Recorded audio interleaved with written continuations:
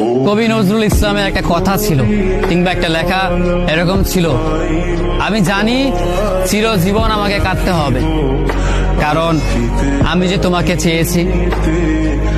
আসলেই আমি যে তাকে চেয়েছি এই জন্য আমাকে সারা জীবন কাঁদতে হবে, কারণ আমি তাকে কোনোদিন পাবো না, আর পাইনি বলেই আমার কান্না করতে হয়।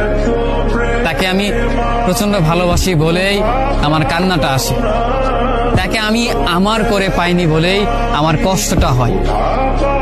কবি নজরুল ইসলামের লেখাটা খুব দারুণ ছিল। আসলেই তাকে পাইনি বলে আমাকে সারা জীবন কান্না করতে হবে।